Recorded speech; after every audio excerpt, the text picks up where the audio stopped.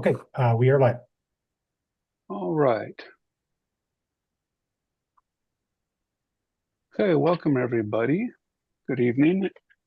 And this is the May 7th City of Middleton Airport Commission meeting. Brian, let's start with a roll call. Sure. Commissioner Myers, Present. Commissioner Young, Present. Commissioner Schwartz, Present. Commissioner Randall, Present. Chair Lorman.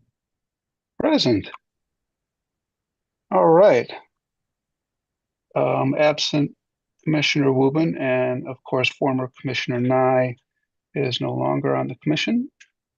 And that still gives us a quorum. And Commissioner Wubin is joining right now. Okay. Well, fantastic. All right, thank you. Proof of posting. Yes, the agenda was posted on the website and the city's listserv and at City Hall in the airport. Okay. Okay, fantastic. We'll start out with public comment. Is there anybody who wishes to speak tonight? Now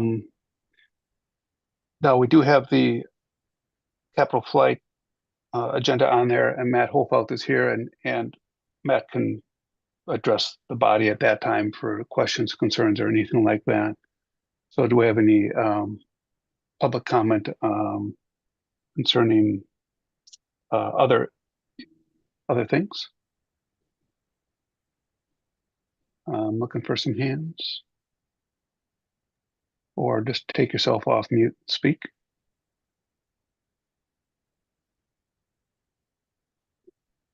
Okay. With that, we'll close the public comment. We'll move on. Approval of the minutes. I've reviewed the minutes. I don't have any comments or suggestions. Commissioners, any comments or suggestions, updates to Brian?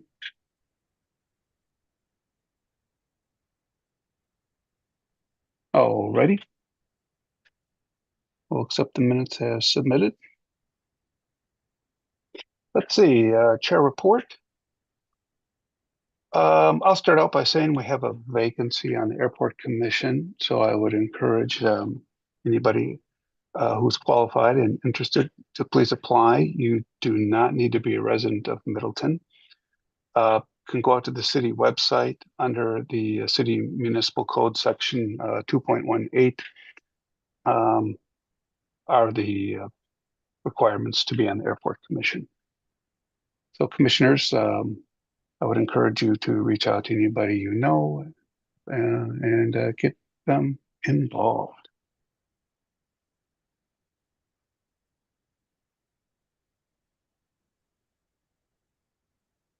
I think the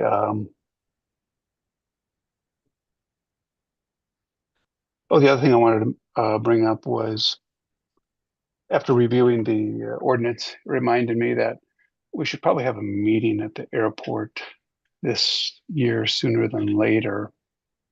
Brian, I'll leave that to you to schedule. So this would be a meeting on site of the regular airport commission. At that meeting, we could review regular business, but the real intent of that meeting would to be just to review the airport, its actual facilities, and any final reviews that we would want to have discussing finances.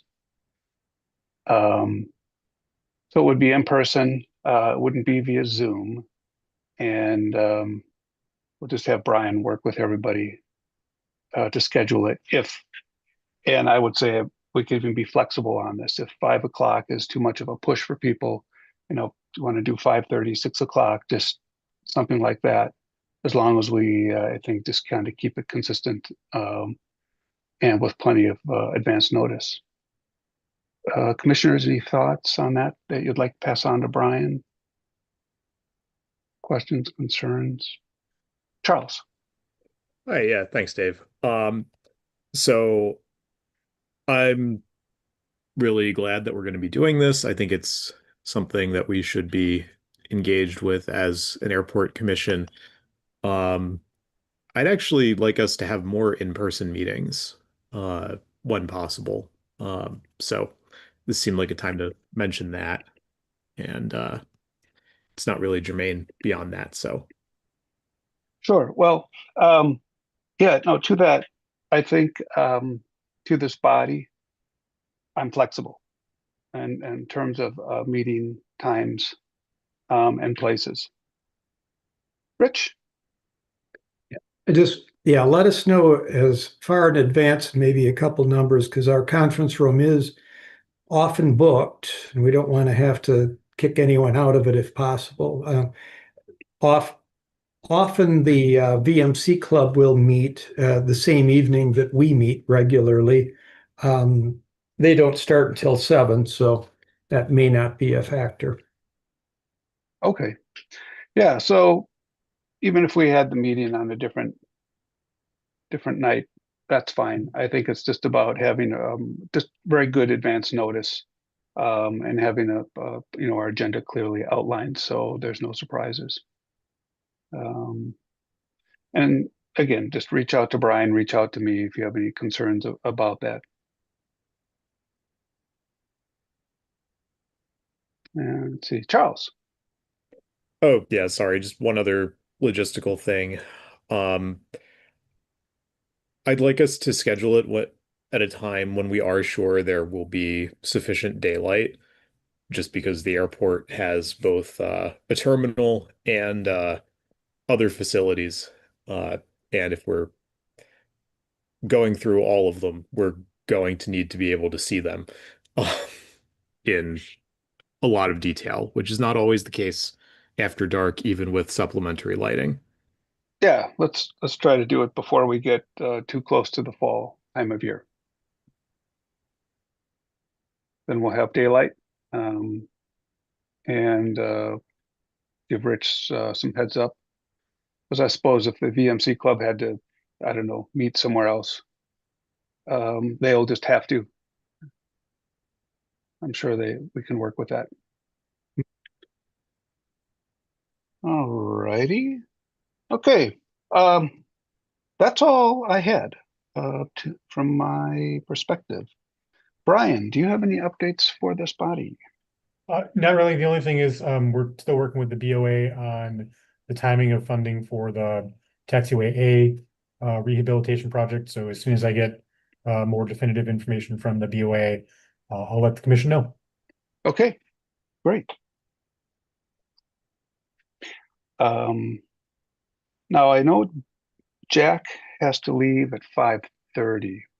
So I think the question is, do we want to just move the manager's report down and get right into item number 1? I think I'd like to have Jack here and I'd like to get as much input as possible. Are we okay with that, everybody? Okay. So let's start off with discussion item number 1. And it would be the discussion, consideration, potential action on the capital flight lease, expanding the facility development proposal. Let's pull up the packet and let's just get right down so we can just kind of organize way. First, look at the items that are highlighted in red and let's just address those immediately. Item number 1, we're leaving this blank in terms of Brian's pulling that up. I began a discussion with Sasso, so I don't think there's much for us to go over that tonight. Matt Fleming, just guide us through this. So Yeah, if there's so, specific things, just from the top on down.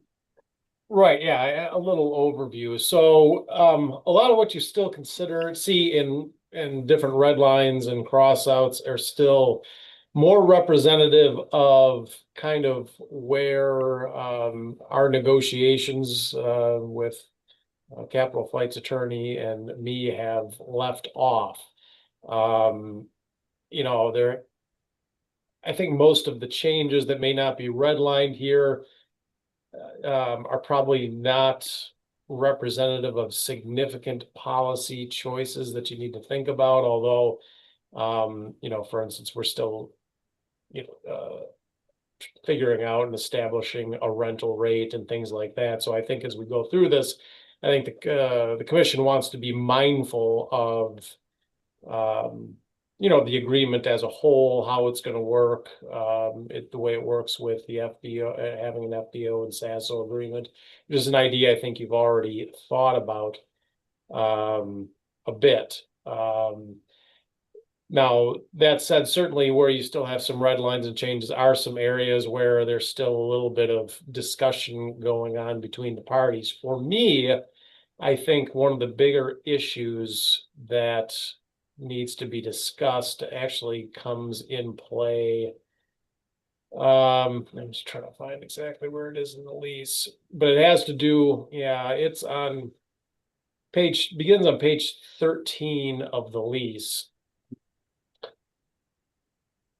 The entire section of defaults and remedies begins on page 11, but I think the issue, one of the bigger issues we're having, and that I don't necessarily have I don't necessarily feel it's kind of a legal decision per se, is what they are requesting is this sort of redemption period, which would tack on some time to cure defaults after they occur. Now, as you'll see, if you look at the default provisions prior Brian, we lost that on the screen? Oh, Yeah, I'm trying to find the section he's referring to so I can pull it up. Oh, okay. yeah, if you're looking at just the document, it's page 19 of that document, page 13, and the numbered pages of or are you in the whole packet, Brian? I could get into that. Sorry, I'm in the whole packet. Oh, What article is it? Article it's 11, defaults and remedies. Article 11. Yep, I'm seeing it. Okay. Matt Fleming, just so you know, Jeff Bartz and I'm here. I'm not going to speak unless you ask me questions, but I'm happy to chime in if you want me to. And same thing, Mr. Chairman. Oh, thank you for identifying yourself, Jeff. And so in short, I mean, in short, what this redemption period does is, after we find a default having occurred, and if it's not cured to the satisfaction, there is an additional 6-month period where the lessor gets a chance to, as you'll see on the next page, either sell the hangar, find a substitute lessee and party to administrate the operations, or to cure any defect. And so what this does is essentially, at least in my view, as I'm looking at what concerns me about it is, at least as it's written, turns a lot of these defaults, some of which already have like 30-day cure periods. One, the voluntary abandonment is a period, of 60 consecutive days or more is in effect sort of a 60-day cure period, tacks on another 6 months. And why that is problematic, well, one, because I think, some of these cure periods, I think you want to have, and these particular defaults, you want to have something happen sooner. But also this kind of ties into the fact that, again, this is sort of our one and only spot in the airport of this nature, other than our existing terminal building, that has sort of a front and center place at the airport and is a little bit more public facing than the other hangars are. And so, depending on what's going on there, you could have this thing sitting around for 6 months. Right now, it's not clear to me whether the operator would still be able to continue to operate during these cure periods or whatnot. And the real question is, do we want to allow that to happen? Now, I mean, I can certainly see, to the extent, I'm being told that lenders are requiring this for the financing for what they want to build, and that's not terribly surprising. I don't know if this particular form is necessary, but certainly the ability to come in and resurrect the business, cure things up. I can see why that's important to lenders, but it's not necessarily a super common thing in the hangar leases I've seen. They do have a similar provision in Capital Flight's lease with Waukesha. So it's not unheard of. And it does make some commercial sense, but it does create a different impact. And in other situations where I haven't seen it, granted, is certain Dane County leases where, in hangar spaces that aren't necessarily front and center. So not everything I've looked at is apples to apples. So that to me is the one area that I was really having trouble figuring out myself, how I felt about it, recommendations, and I think it ultimately needs some kind of discussion with committee about, how you feel about allowing that type of cure period or ability to not be able to come in and take over the property after a default. May Okay, I go on. provide context? I would be happy if you gave your thoughts as to what this is doing, and so we can have a full understanding of what you're asking for. Yeah, so just so the committee has an understanding of the considerations, leases are regulated by Chapter 704 of the Wisconsin statutes, and mortgages are under 452, and they're completely different animals. But when you get into a long-term ground lease, the two kind of merge. So I think Matt did a nice job of articulating what the concerns would be for the ground lease landlord. But from our perspective, from the ground lease tenant, to encourage someone to spend north of 2 million of their own dollars to build a structure on somebody else's land, there have to be some protections not only for that person who's spending all that money, but also for their lender. And one of the ways we've proposed to do it, and have done it in similar contexts, is to say, look, if Matt were to go ahead and build a building for $2 million and say he were to pass away or get hit by a bus, hopefully not a Middleton bus, there have to be some protections for his spouse or others to try to move this property along so he doesn't lose his entire $2 million overnight. And so I think all we're trying to do there is accommodate. And Matt Fleming, we could build the 30-day cure period into the 6 months redemption. But that's a concept that's very similar in mortgage foreclosures. If I buy a property and I take out a mortgage, the minimum redemption period for me is going to be 6 months. The maximum is going to be 12. And when you build in court timing, it's always 8 to 15 months. So we're not asking for anything but what we would do in the minimum of a mortgage. But to not get some of those protections, I think it would be very, very risky for someone to spend $2 million to build a building on somebody else's land. So that's where we're coming from.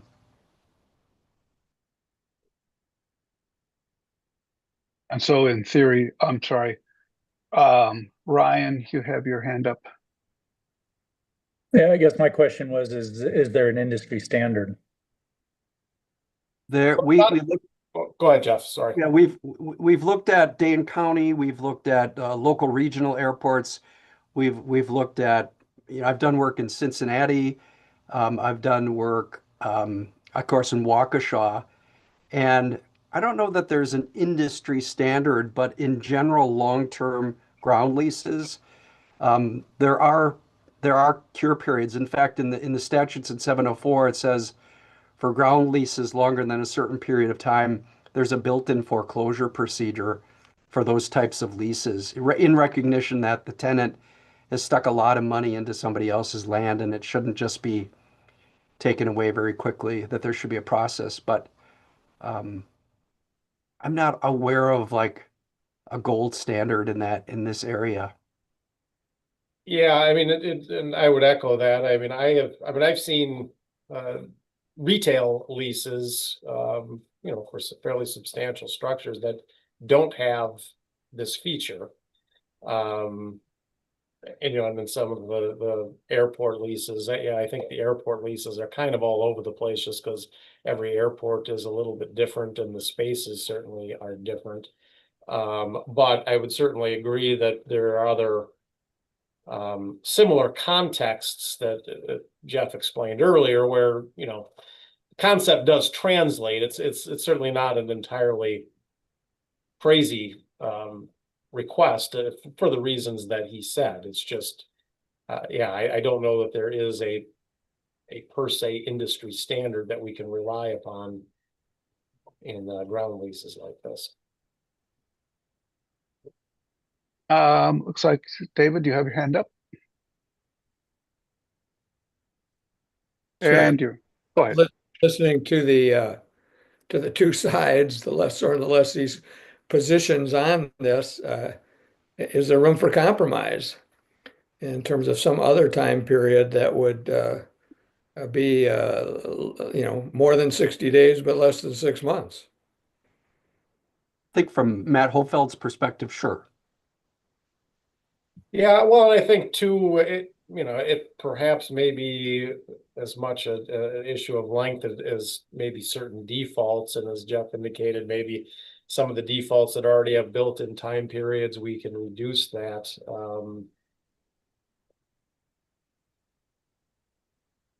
Matt, as we think about this out loud, ground lease payments are usually so low that those aren't going to be an issue. And if someone's having trouble paying them, there's a very, very serious problem.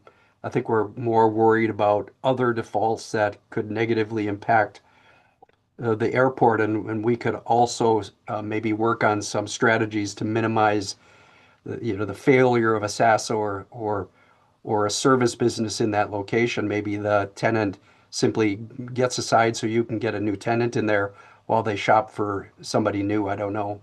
All right, and those are the kind of things, yeah, it's the going 6 months without receiving any rent. It's the going 6 months without operations there that we come to rely upon, and those kind of things that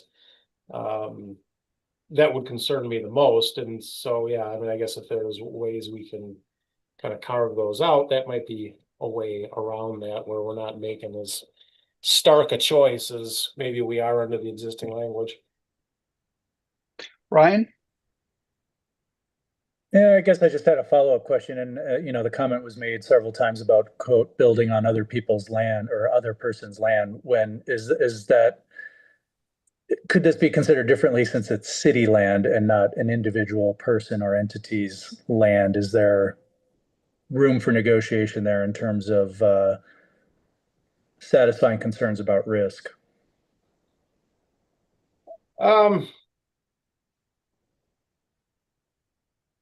No, I mean, I think it's just inherent in when you're not just having to build a building that's on other people's land, and we obviously cannot give up title to any of this land as the airport, but also what adds to the concern for us is also it's not just our land, but it's our land that is a spot and a kind of an integral part of a broader operation.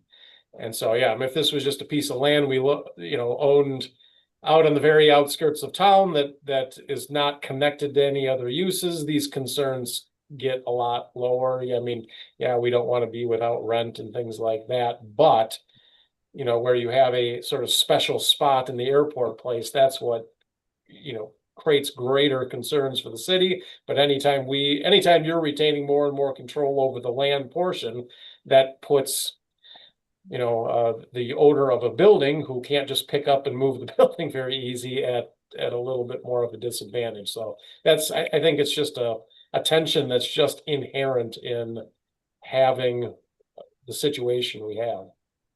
One of the other things, Matt, we could look at a little more quickly is a default under the SASO or the services agreement. What happens if that person falls down and doesn't perform under that agreement, so we can get someone else in there to operate? Well, that raises another question too, is we've talked about kind of looking at the SASO agreement and getting that tied into more closely with this lease. And, some more input, I guess, we want to have is, how much of the committee's feelings about this lease are going to be tied to what kind of terms and everything are going to be found in the SASO agreement that's going to go along with this. Charles and then Dave. Yeah, just circling back to the issue of rent. We could put a clause in that would cause the rent to continue to accrue and be due from the successor tenant. There's nothing stopping that, correct? No, there's nothing stopping it, but that still puts us at somewhat of a disadvantage. And, at that point, if we're looking to a successor tenant to pay rent, I think we're already talking about maybe not ever thinking we're going to get it from an existing tenant. And, any new tenant is going to try to negotiate that away. And we'll be sort of in a position of, well, now, if it's not a ton of money, maybe it doesn't end up making that difference, but that's, that's why you want, most leases, typical commercial and residential leases, if you miss pay, you get a 5-day notice in a residential lease if you haven't paid rent, because the longer it goes, the, greater disadvantage the landlord is at. Yeah, I think this one's a little bit different. Yeah. In one specific respect, which is that the successor tenant will have the use of a $2 million hangar. They have given the sort of things that would have to go wrong for the amount of the land lease to be an issue on either end of that business. I don't think that we're talking about something the same as with a residential lease at all. But I understand your point. I just think that that's something we could consider. Well, it certainly can be part of the deal. And I mean, I think it's probably somewhat inherent already if there's back rent, if somebody is essentially taking over somebody's lease, even if it's not expressed, I think we have to approve any takeovers of lease. And I think a reasonable request to approve that would be to make sure we're made whole for past rent. But it's better to have it explicit than not. So I certainly not saying that can't be a part of smoothing this over, but it's, by the same token, if you kick the tenant out right away, doesn't mean you're necessarily going to have somebody coming right in either. We might be a little less inclined to play all our cards unless we knew we had somebody that could come in and take over right away. But Dave? Yeah, I guess, not to belabor things in this meeting, from what I'm hearing, I would suggest that we send it back to the two representatives, the two opposing attorneys, and to either come up with a negotiated shorter term period than the 6 months, and or to come up with some of these carve-outs that Matt suggested. So I just throw that out there in an attempt to move on from this particular item. Can I ask Matt Hofeld a question? Oh, absolutely. I'm gonna put him on the spot. Matt, to get the 6-month redemption period, would you consider prepaying substantially or all of the 6 months rent during that 6-month redemption period where you looked for a buyer of your property, your building?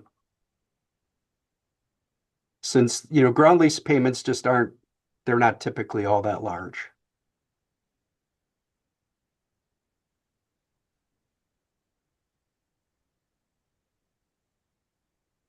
Matt Hofeld, can you hear? Yeah, he was off mute. He's on mute. You're off mute now. Can you hear me now? Yes. Okay. Yeah, I mean, that's hair on a hippo. That's an insignificant ask in terms of trying to get this to the point where we can, perform greatness. So the answer is yes, you would prepare substantially all of the 6 months rent ahead of time to get that 6 month window. Sure. Okay. My other comment was going to be in reference to what Matt Fleming said about the Sasso agreement. Yeah, when I got the documents for this meeting and I read through the lease, that was just came right at me about this. How can we look at a lease that's giving someone the opportunity to have some land and build a building on it, and we're not reading that in conjunction with the Sasso agreement, which tells us precisely what's going to be and what the parameters are going to be regarding use of that building. So I have a hard time just separating those two unless somebody can explain that to me. To me, they're integrally reliant on each other and should be considered together and not acted on independently by this body. I just wonder if the question is concerning the Sasso. You can't be in the building, you can't operate without the Sasso. Is that correct, Brian?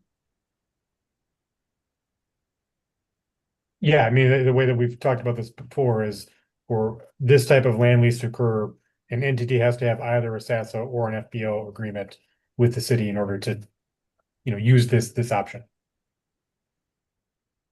So even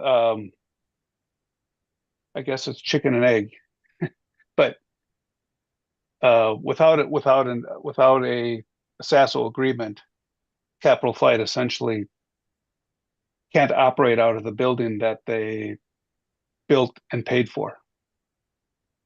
Just a clarification question for Matt, I think, getting to what Chair Lerman is indicating. So there would have to be a separate Sasso agreement that is distinct and different than the Sasso agreement that Capital Flight has for their current building on the airport property. There need to be a separate Sasso agreement for this physical building location. I don't know if necessarily would have to be a separate agreement or if there would be, right now my gut is sort of telling me it makes sense to have a separate agreement because, we want to know what is going on here in this particular building, given its space, not just everything that Matt may do at any of his buildings, but all this, the chances of those two things diverge, I think seem probably pretty slim. I would think more of the public facing stuff and everything, I think our views would probably be similar, but I still think that we'd want to be sure that we know exactly what is going on in that building, whether it's one agreement that addresses both buildings or whether it's two separate agreements. Of course, having two separate agreements also, allows if something happens and, they don't want to keep up that building and everyone wants to move on, have somebody else operate this building, having them separate might make that easier, but certainly I think we ought to all have the same understanding of what is going on and needs to be going on in this particular building. And I do see that as being, given where this is, I mean, even entering into a lease to allow a building to go forward, I think everyone will want to know, well, what's going to happen in this building when it gets built. We don't want Matt's not going to spend $2 million on a building just to find out we don't want to let him do what he wants to do in the building.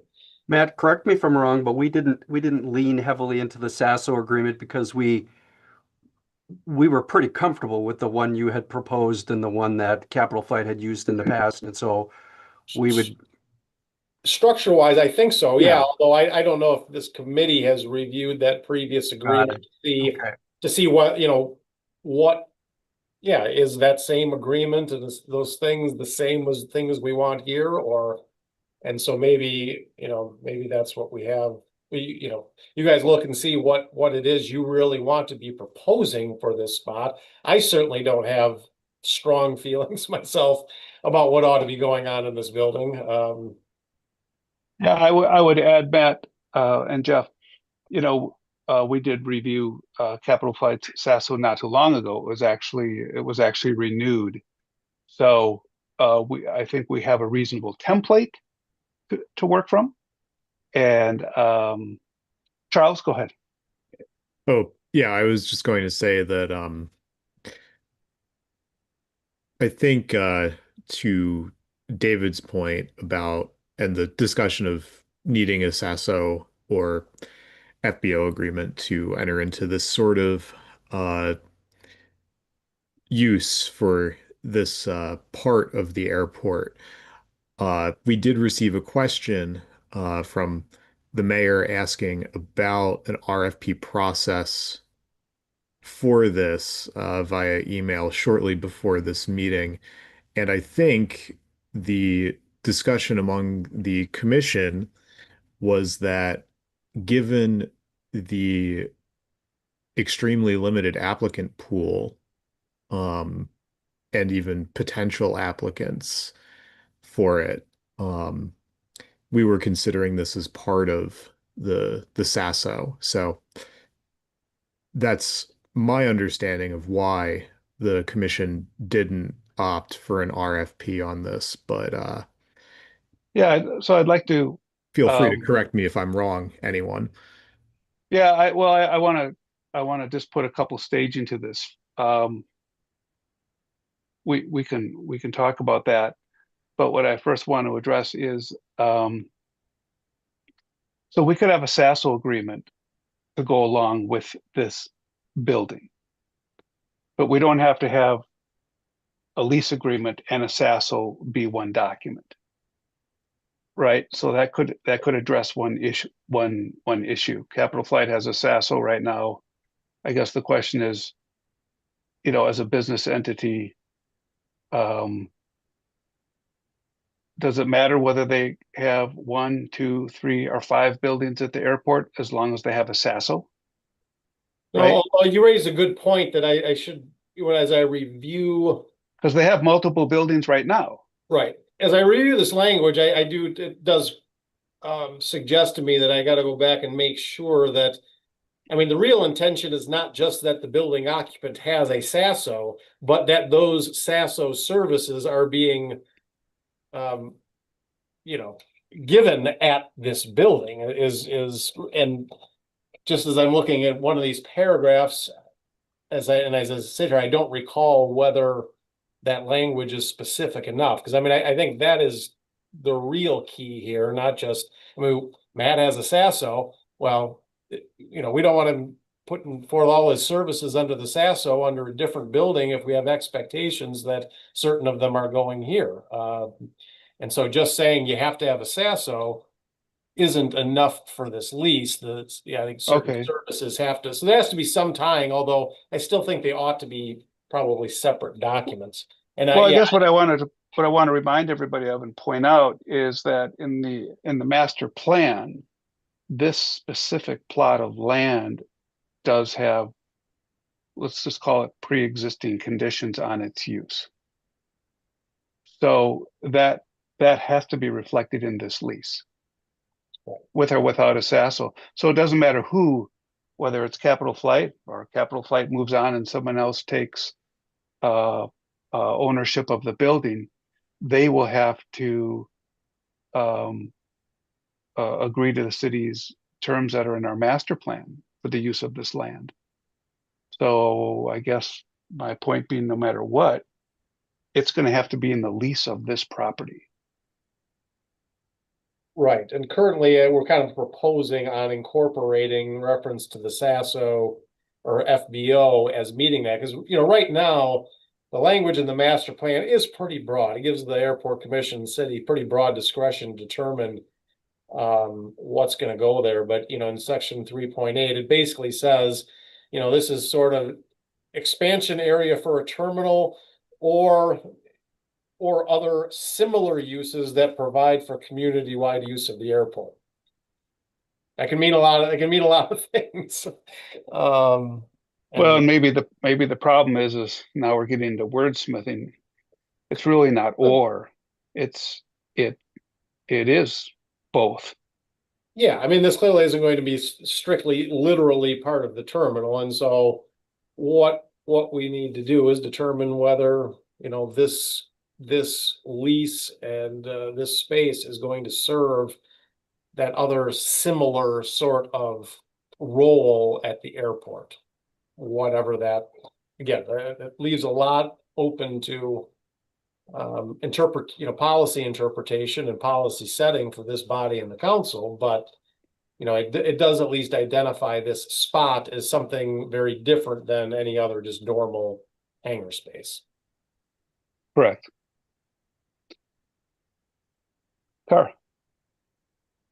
Matt, thanks for saying that, because some of the questions I have in listening here, there are people on the committee have way more expertise in these arenas than I do. But one of the things I've had my eye on and still questions about is the fact that this is a very precious piece of property on the airport. And I feel I would love more discussion with the committee about, I can really respect what Matt Holfeld is wanting to create for the protection and the success of his business. And I completely support like all the businesses on the airport.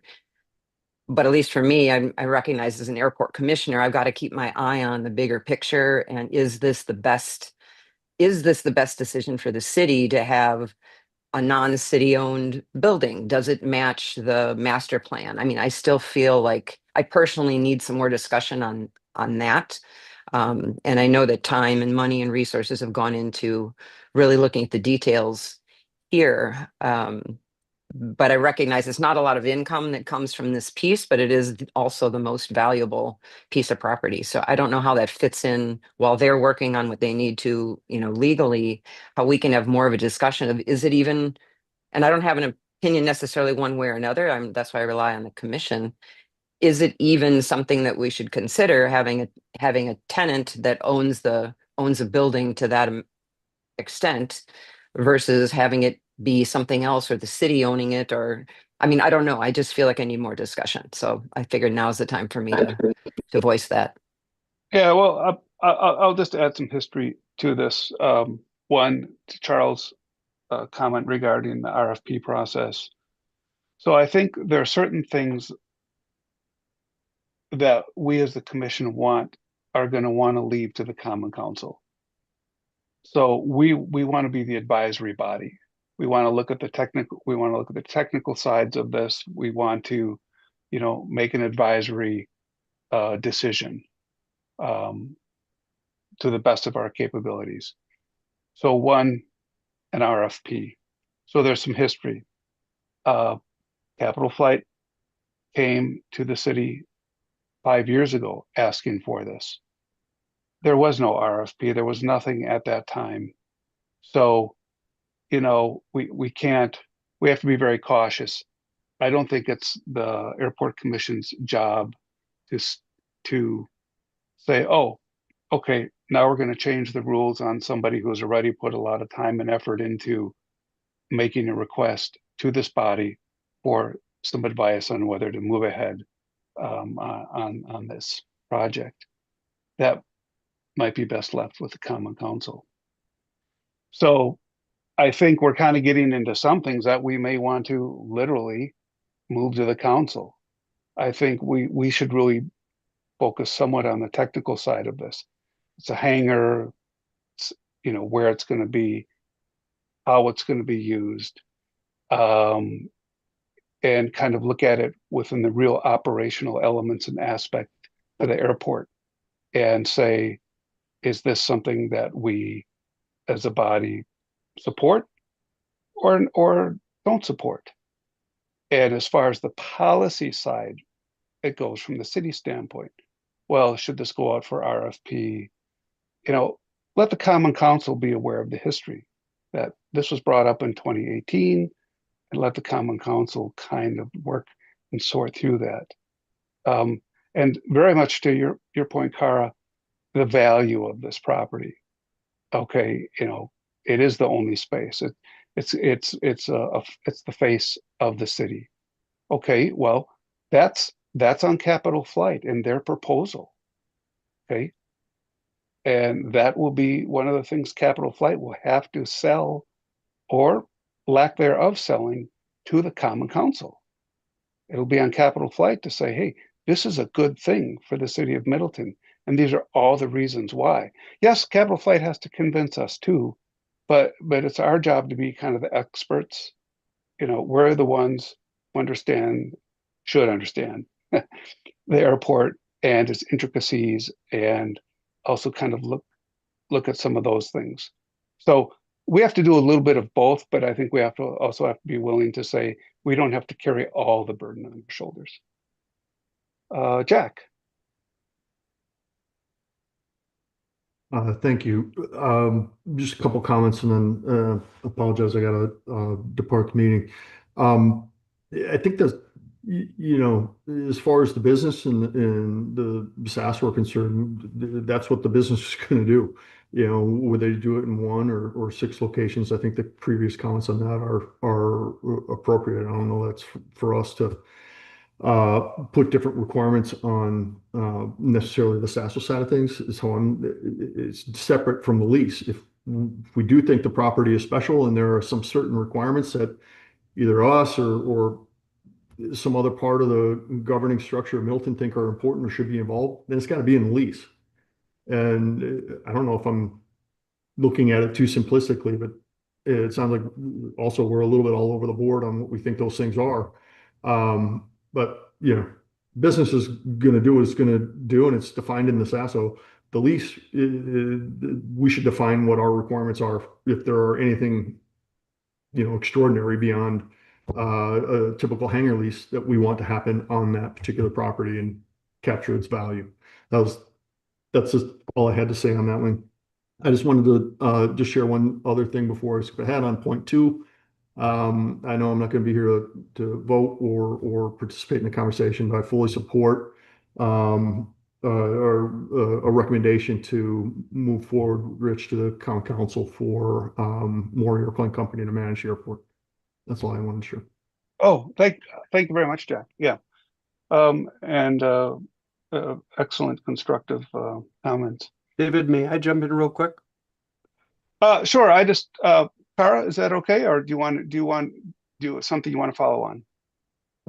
I was trying to follow up on what you were saying, David. Sorry, Jeff, if I don't want to forget what was in my mind, but it was just kind of pulling in, I think, a little bit in what Jack was saying too, because we did have some discussions about things that were important, like the viewing area, like how is that going to be accommodated, and I had questions, also about the FBO and the physical structure, and investigating some things about if the city owned it, what's available through FAA funding, and just kind of getting some pieces clear before something permanent happens. So that just adds to my request about some discussion about some of these items that could show up in the lease. Well, yeah, and you're correct. I mean, we haven't got to that part of our discussion yet. Right. We're still talking about, we're still focusing on just this one section. Right. Okay. I just want to make sure that I didn't forget to communicate it and that we didn't forget. No, that's good. So let's finish this section of it. Let's hear from Jeff, and then we can move on to the rest of it. Well, technically, just to follow up on Jack. So in the lease, there's going to be a section, like all commercial leases, as here's your permitted use. These are the things you can do in this space. You can't do anything else. And then we would like a separate SASO agreement for this space that says what we must do.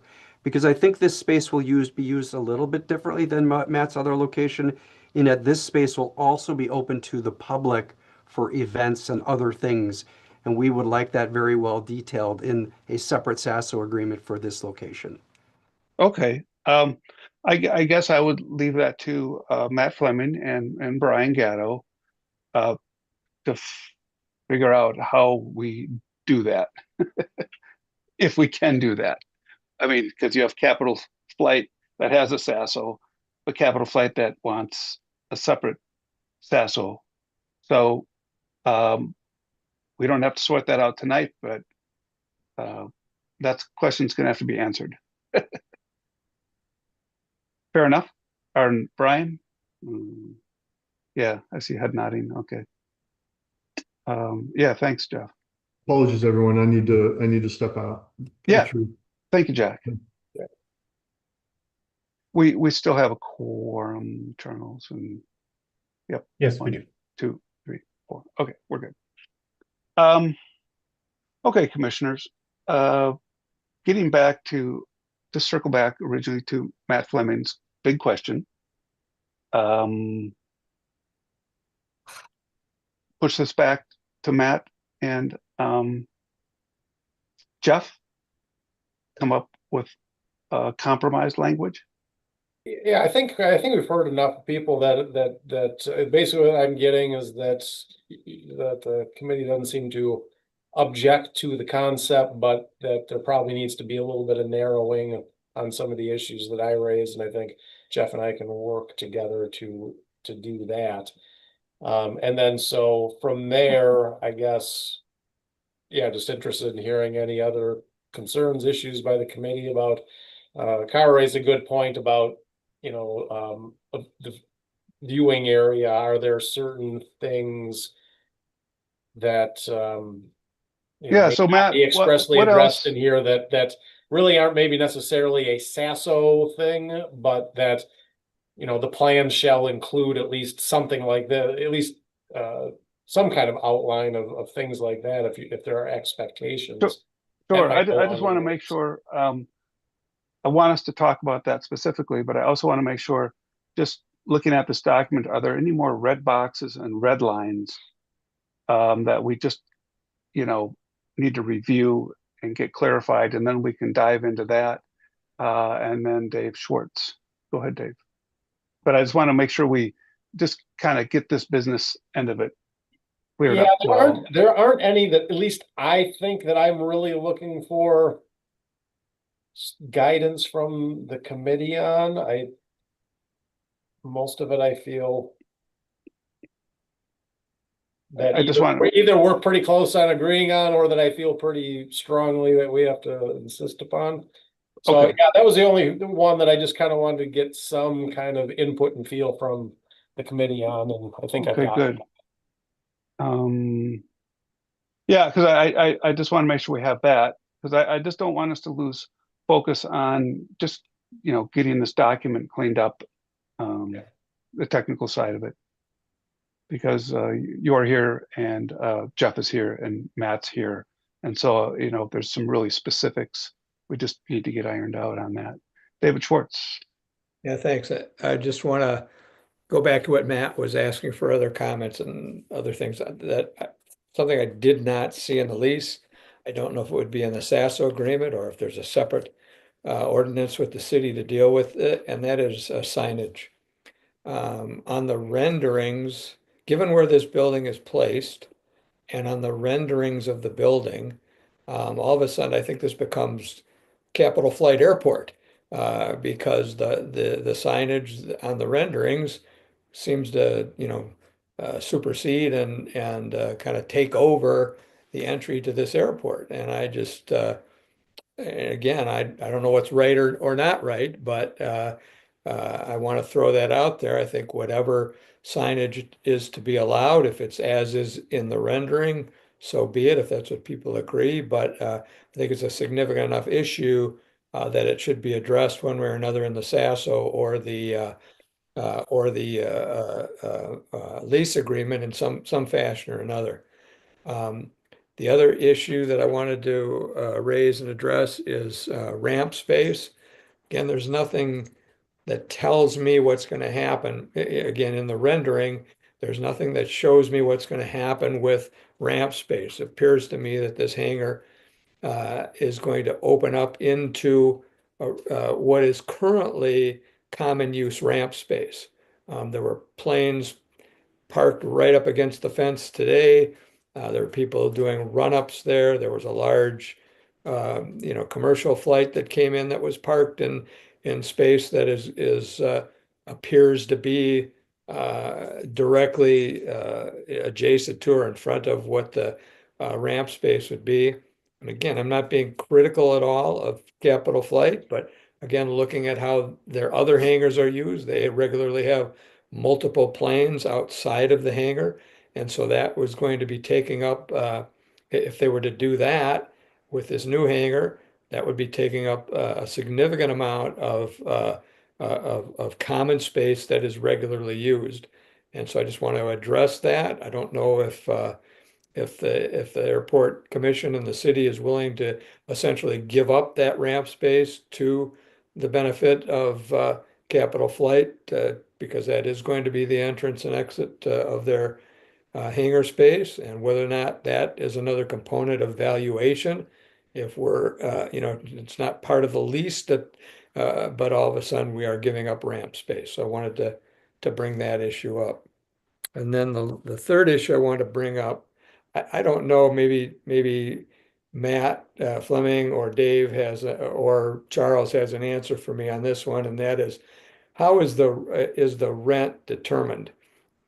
And very simply, I'm not an expert on real estate valuation. I don't know that anybody on this commission is, and it seems to me there are people who are experts who can be retained to determine what the value is, because as has been stated several times in this meeting today already, this is a very unique space.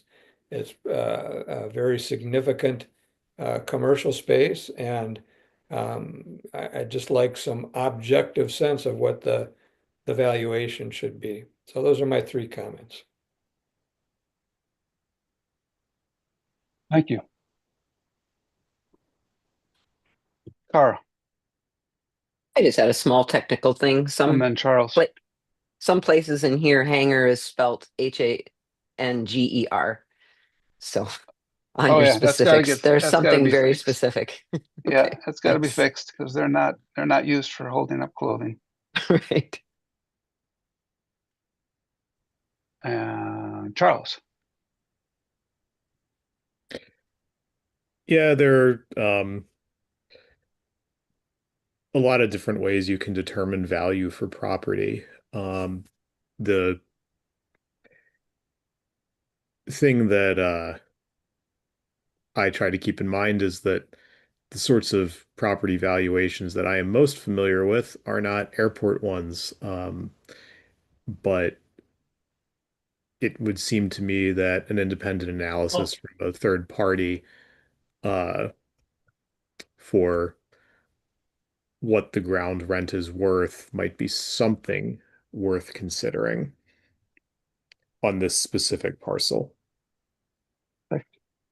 Yeah, we can look into that a little bit more. I mean, ground leases themselves aren't all that common. I don't know how many appraisers out there have routinely looked at appraising the value of ground lease properties, particularly since even some of the fair market value repurchase formulas I've seen have been all over the place. A lot of Dane County leases are just the straight line depreciated cost of the hangar, and so that suggests what about the value of the ground? It's hard to know, but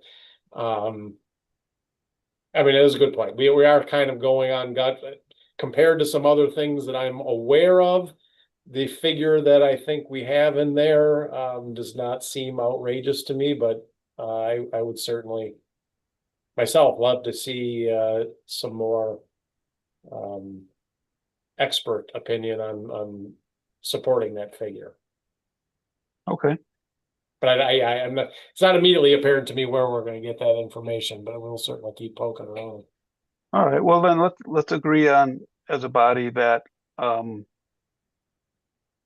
we do need to determine an appropriate lease rate. Jeff?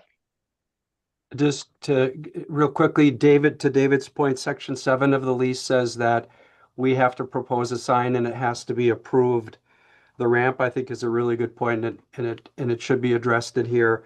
As to rent, I just want the committee to know what we did. We sampled the Dane County leases to see what they're getting for base rent out there, and one of them is the Pile Group, which I did the redo on that, and that's a $8 million building that opens up directly to the runway. And so we looked at the base rent for that. So Matt and I just weren't picking numbers out of nowhere. We were looking at other other ground leases, other hangar ground leases.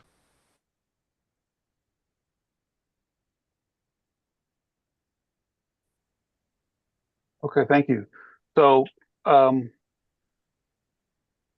Brian, I guess this would be what, a you and Matt Fleming job to come back or determine, that the proposed rate or whatever rates we're going to be are going to, I think, very accurately reflect what David Schwartz raised. Sure. So if you're requesting additional work, the only ask I would have is just to be very specific about what questions you're asking Matt and I to work on and bring back to you.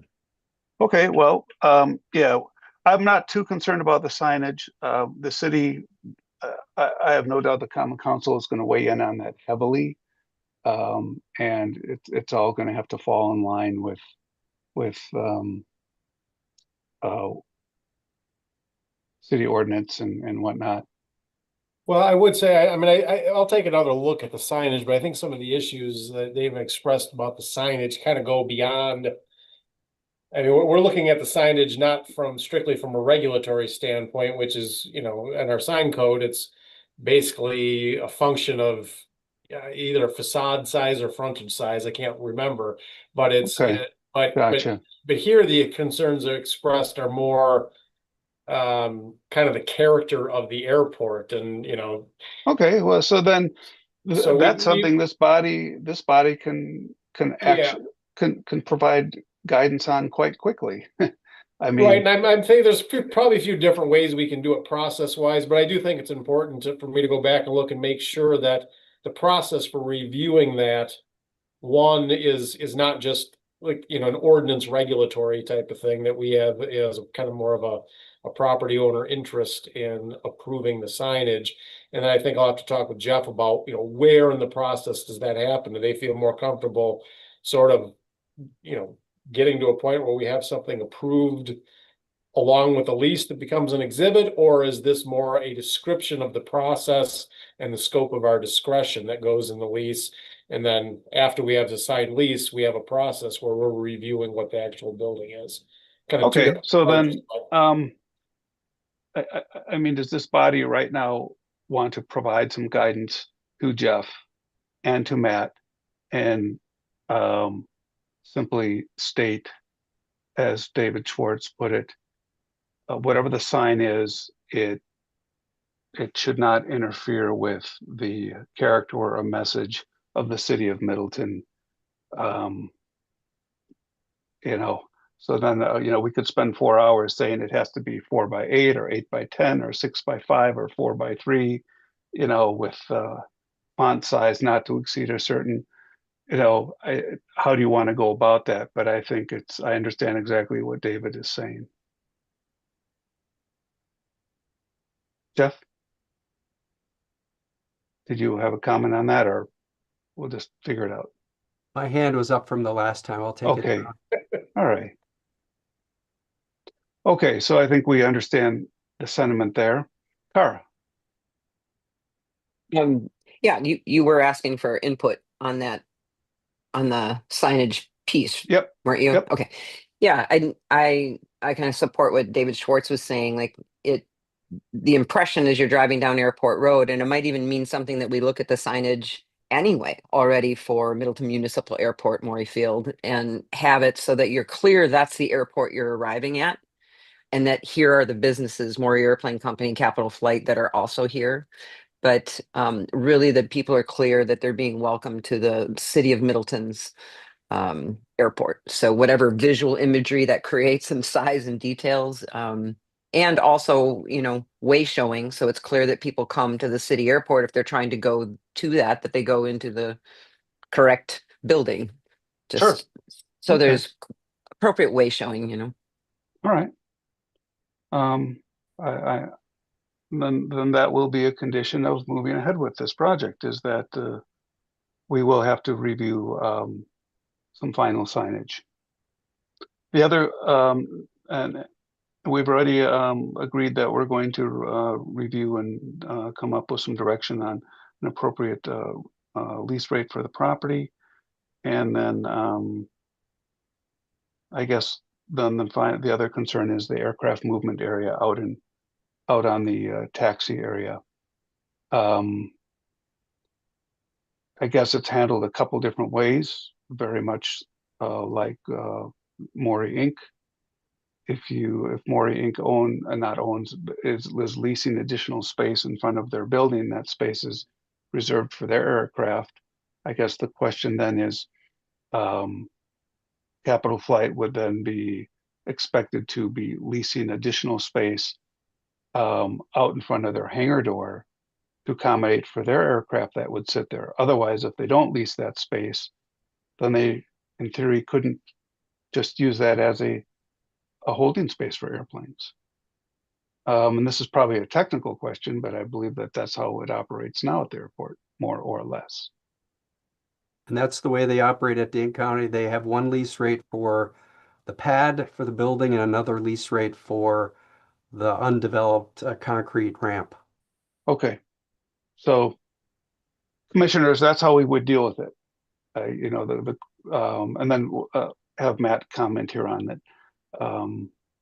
So really, I think from a commission perspective question, leading to what David brought up is, do we want to lease additional space to Capital Flight on the ramp directly in front of their building or not? So we would want to provide guidance to Capital Flight and Jeff as well. Matt, go ahead. Matt Holfeld, that is. We don't hear you, Matt. You might have. Can you hear me? No? Yeah, you're good No. now. And you're breaking up again.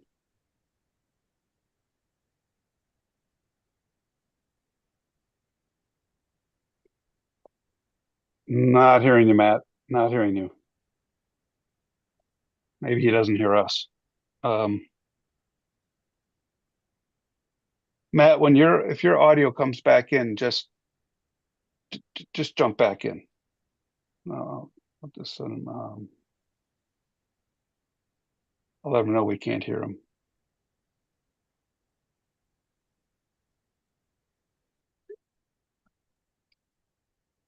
Okay. If Matt gets his audio back, he can jump back in with comments. Commissioners, any other things Tara, let's get back to what you raised before, and that was getting into use of the area. So I'm I back. guess okay. I think Go ahead, Matt. There. Yeah. So Capital Flight would be, of course, fine with leasing ramp space in front of the proposed building, and would certainly, you know, meet and hunt, look at how to do that, or, you know, whatever the flow of that would be. But not only are we okay with it, we certainly would request to do that. Okay, great. So then we got to make sure that is on any type of, I guess, drawing or plan that we would see. So this body and anybody else reviewing it has a very clear understanding of that. Kara, go ahead. And to that point, I would like to know as a commissioner, like a little more detail about the use of that area. Like maybe we had a really good overview by Dave about what he witnessed just today, but I'd kind of like to have a sense. I don't know if that's going to fall on Rich's shoulders, but you know, in the winter, what happens there with, you know, planes being plugged in, things like that. In the summer, like what would we be losing if we leased that ramp? And then look at what the compromise is, you know, that kind of thing. I would just like to have a little more information. Might on that. be good to look at what you're gaining too. Correct. Yeah, like all of those pieces. I just want to have more factual understanding because I don't sit there on that bench, you know, all year long. Sure. So what we're asking is that the current, call it diagrams, drawings, and illustrations we have are not adequate. So we would need to see brought back the actual area that would be intended to be used by Capital Flight on the ramp. whether, once they identify the area, it's for their use for parking airplanes, whether they're plugged in or not plugged in, but it's their area for use, just like Maury Inc. does with airplanes that sit on the ramp. So in this diagram here from the where you see, it just needs to literally illustrate how far out it'll go, and that would address it. Can I make the request, Dave, that maybe Greg Stern, myself, yourself, if you'd like, and Brian Gatto sit down and kind of discuss some of the layout options? I'm fine with anything like that you want to draft out. It would be wonderful to have his expertise in the city, weigh in at the same time, fundamentally. Sure.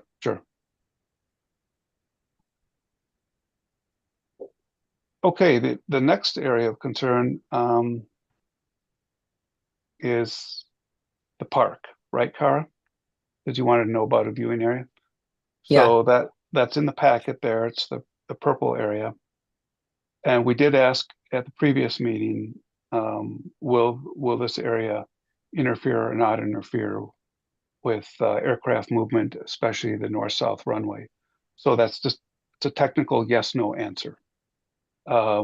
Because Capital Flight agreed to the relocation of the area and covering costs of the relocation. So we're talking about setting up a picnic bench, anything else, chain link fence getting rerouted for safety purposes, so on and so forth. So the real question is to this body, if Mead and Hunt says, yeah, no problem, doesn't interfere with anything from a BOA, FAA perspective, are we okay with that? Yeah, that was the piece because I knew there was something about BOA and FAA, and then also like I'm looking at the viewing area and the line of sight that we in the proposed area versus what they had before. I mean, is that satisfactory? Those are kind of the questions that I had around that. Well, I guess that question is directly to this body. So it's there. There's the purple box. And does that abut up to the there's some kind of power unit and shed? I don't see that on there where that. Well, it would be in it. Just so I have a sense of like dimensions. So I think I'm going to jump in, Cara. Sure, man. Okay, so I think there's thanks. there's multiple potentials that we have to redo that area. And there are simplistic ones based on, I mean, if I were to say over the 12 years that we've been here, the city has not asked me to do more or things. I asked the city to do more and things. So traditionally, we're held back by the city as opposed to, the city begging us to do more or whatever. So I think one can be reasonably assured based on past history that what we do is going to be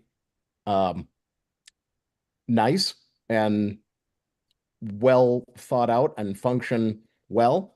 But, what I would, in a dream scenario, the gate moves to one side, the building gets larger, we integrate the park to the side, we move that forward. And truth be told, we'll look at ramp space on that other side to be able to alleviate some of the ramp issues that are there and have some additional parking and whatnot. So there's the potential of multiple layouts to be able to accomplish goals current and future.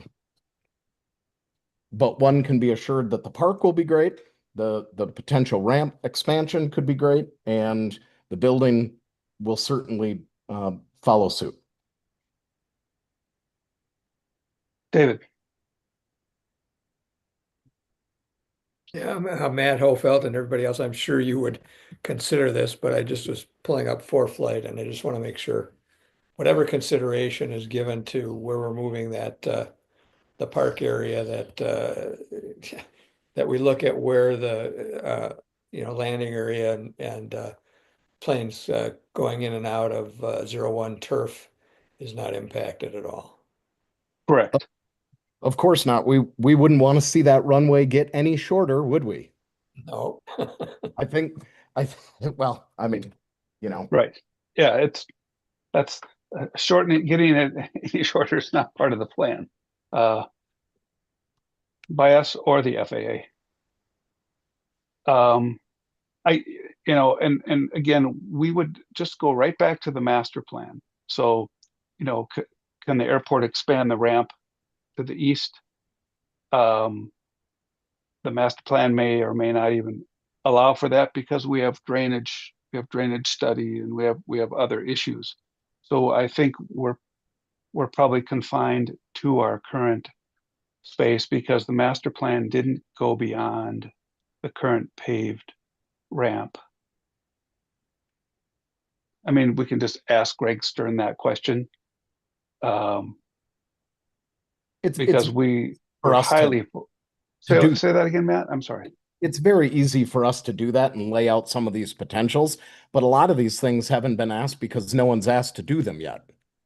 Well, I'm just surprised that in our master plan, why, no one ever said, why wouldn't we expand the, let's just, for the sake of discussion, the FBO and proposed capital flight area to the east. Why wouldn't we expand onto that turf? Is it because of the runway? It's the runway protection zone of the turf runway.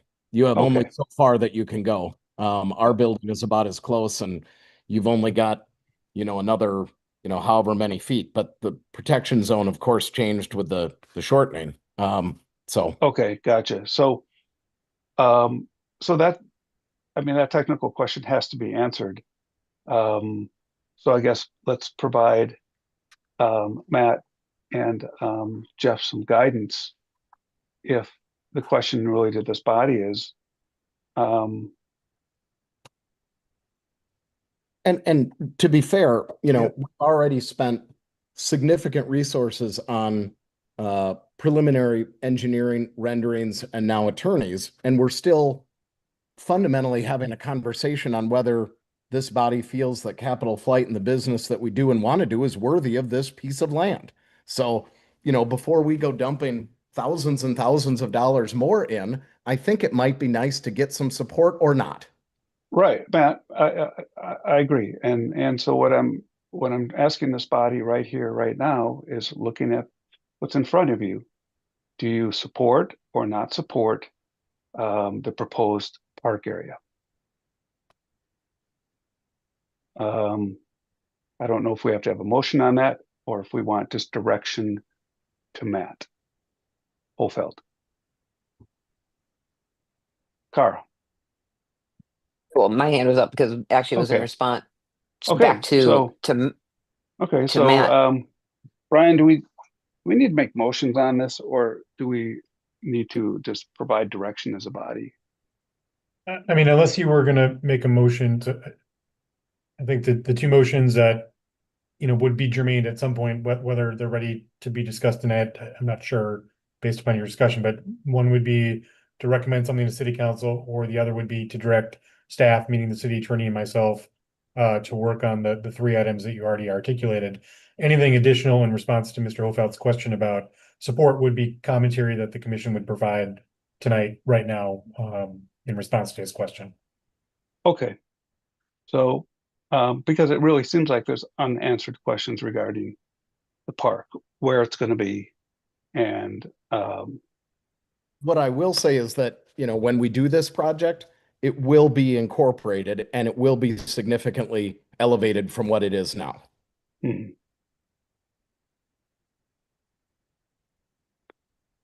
Okay, Charles.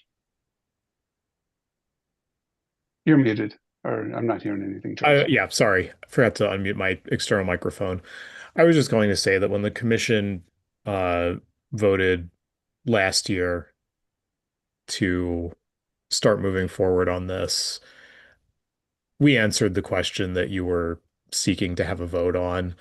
And this part of it was more of contractual discussion and whether or not we wanted to recommend the contract. So that that part of it's been asked and answered, unless the body wants to change its recommendation, in which case we'd probably need to notice that separately. Yeah. So it's just commentary here, along with Yeah, right. Well, and that's what I'm along saying. with engineering, along with I agree. engineering specifications. And it's unfair to the applicant to go back and put that back on the table after they've already spent the money. Right. Right. That's what I'm trying to say is, you know, what we have in front of us is a footprint of the proposed hangar. What we have in front of us is a footprint of the proposed park. And this is based on, you know, the information that was provided to us, given, you know, what is permitted use within the airport. So I just want to say, you know, we, like Matt said, we can't go back and change this again because there's nothing to change. I mean, Dave, one of my Yeah. questions, I guess, is this area leasable? Is our business an aeronautical service provider that will have the correct SASO, FBO, whatever? And do you guys not have land lease rates currently? Or does everybody get their own based on personal feelings of the business's use or the people or whatever it is? I mean, you guys have lease rates already. So I don't know, to some degree, from the technical aspect, what we are discussing anymore is this leasable? Is it an aeronautical use? And I don't know. Yeah, no, Matt, I agree with you. I have to allow this body to ask their questions. And I mean, it's we start having discussions about grant assurances and the process of we're not going to get into discussions of grant assurances. we don't want to, no. No. So, okay. Brian, so back to what you would like from us tonight.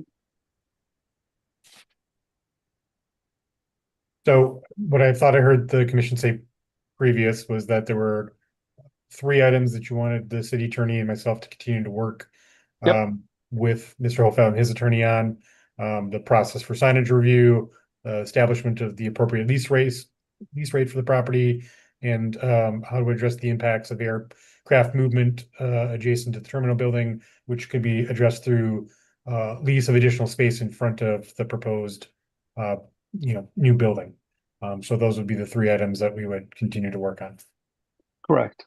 And so, you know, the bigger question to this body as we move forward, as Matt Hofeld stated, in terms of, you know, using everybody's time, does this body continue to support moving forward with Capital Flight's proposed project? We started out in that direction, and so, you know, the question is, are we going to continue to do that? Or does this body want to say, no, not comfortable with anything that you're seeing tonight, and you're done? We have to be very clear about that. We can't continue to wring this out and waste their time.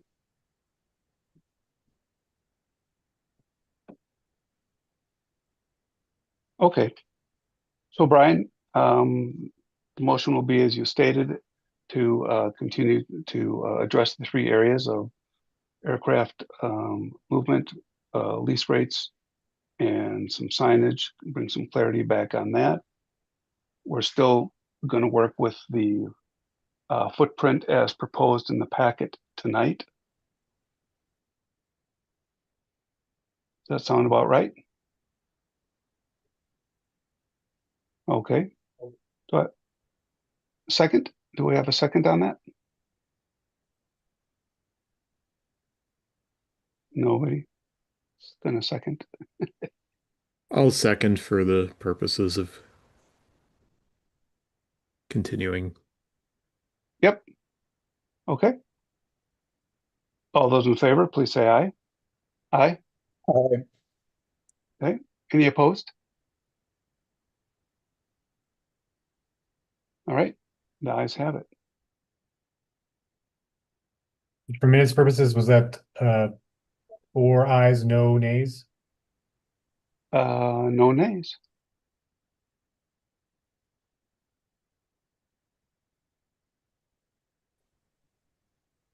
And one quick thing, Brian, can you reach out to Lorman and Alder Lorman, myself, and Greg Stern to get a meeting scheduled so that we can expeditiously look at some formal layout options? Yes. Thank you very much. All right, so at the next meeting, we'll have these questions resolved.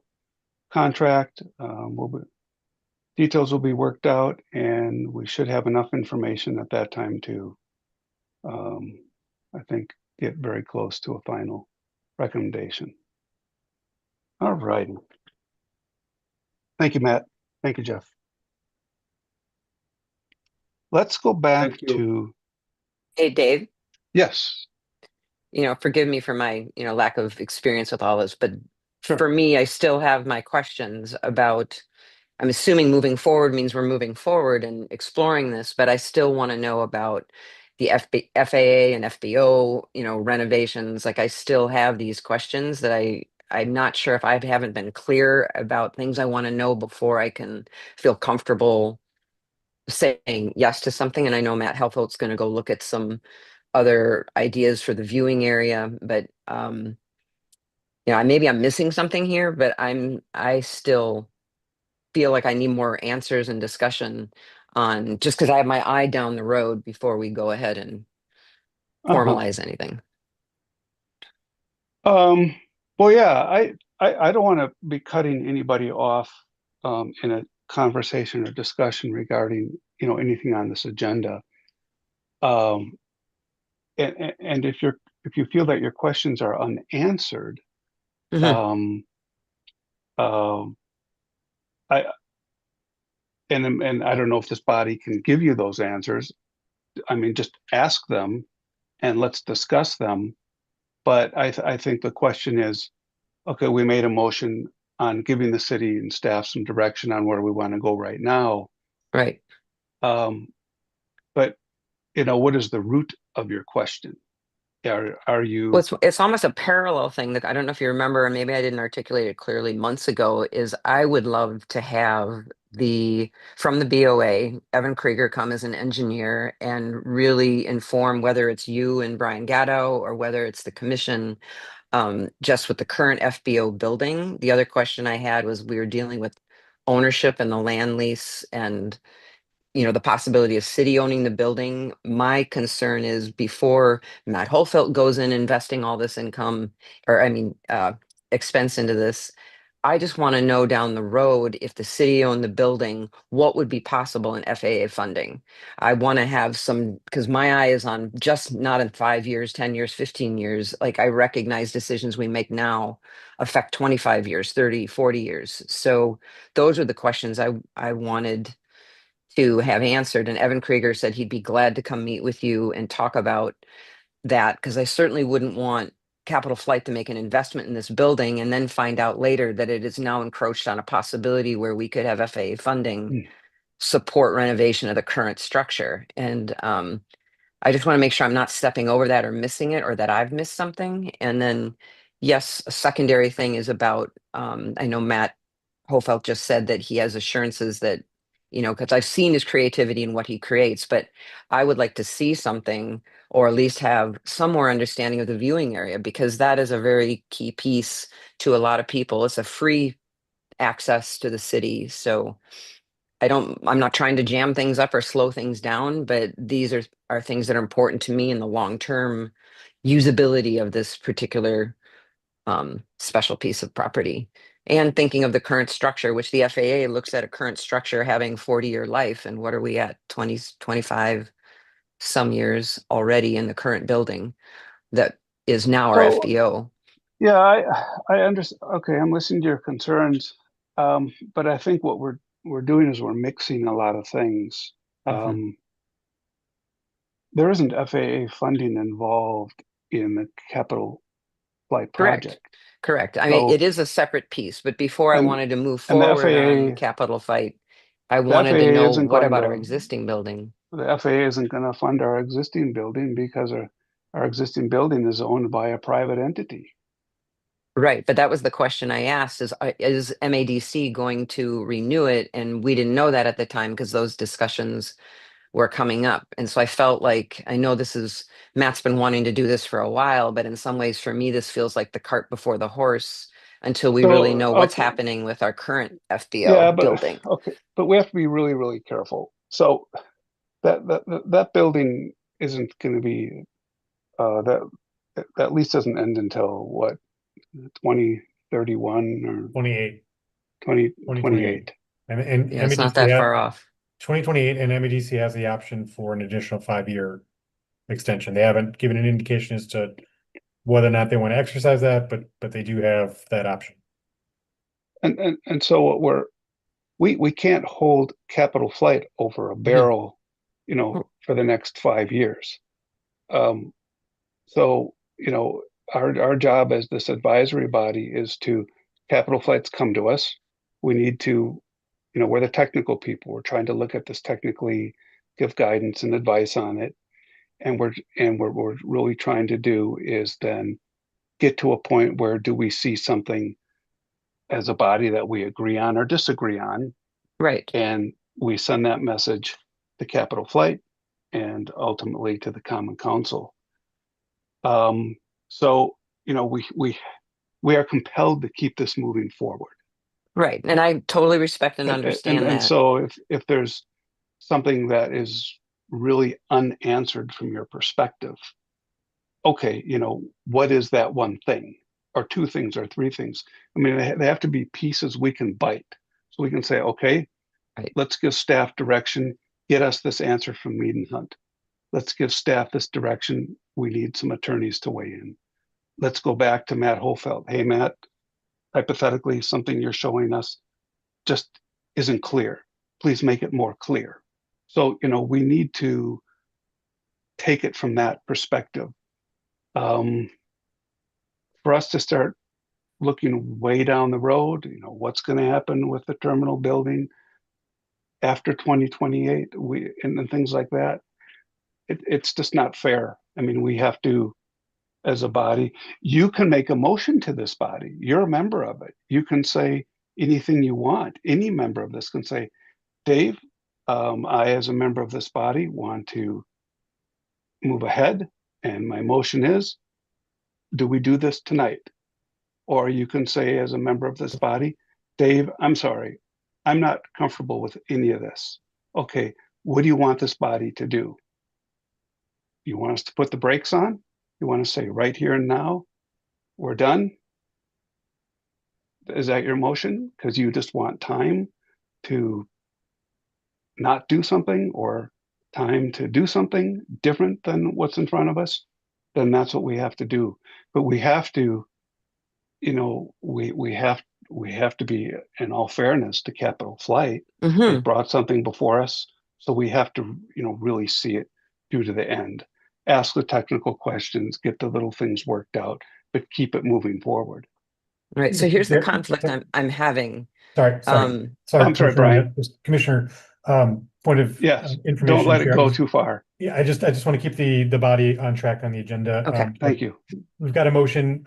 We can definitely reach out to the BOA to see if we can get those questions, but I want to keep the body on track. Okay. Okay. So, yeah. We would almost have to have a whole nother agenda item.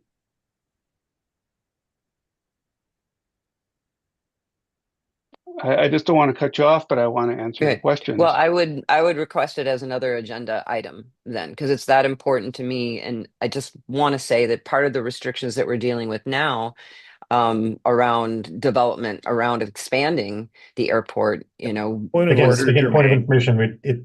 Okay. I've noted it. We'll add it for the future agenda, and we'll get it on a future meeting. Okay. Yeah. Thanks. Thank you. Okay. Rich, manager's report. All right. Can everyone hear me? Yep, you're good to go. Okay. You've got a copy of this from April 2nd to April 27th. 2 individuals made 51 noise and overflight reports, indoor overflight. They received a normally phone, email, increasingly direct email. 1 individual made 50 of the 51 reports. The other individual was anonymous. Again, looking at this as the best I can, we believe everyone is following the noise abatement procedure, or the vast majority of the voluntary noise abatement procedure. Occasionally, someone does not. That is still not a violation of FAA regulations. Also, understand that when you're flying the instrument approach procedure, you have to follow that procedure, and that will put an airplane in very close proximity to the area where we're getting the noise complaints from. Safety, we had a transient make a precautionary landing here due to loss of power on the aircraft. It was executed successfully, and no injuries or damage to the aircraft were entailed. The aircraft was repaired and has flown off the field. Airport maintenance, of course, we're mowing, and we're doing our best to keep up with it, of course. And we're starting to do some work along the fence lines for clearing, and we'll continue to do that throughout the summer. There's an awful lot of area that could be redone. I will put in a plug in that as the airport manager, it sure would be nice if we could get that articulating power arm mower that we've been requesting. And I know it's on the list eventually, but it would make our life a lot simpler. As it is, we're doing pretty much everything by hand. Okay, other news. One of our flight instructors and a retired airline captain, Russ Kuhn, spoke at a career days at his grandchildren's elementary school here in Middleton about aviation as a career. Our conference room continues to be very busy. The Madison chapter of the Women in Aviation met April 6th. Institute for Aeronautics and Astronautics used the Maury conference room,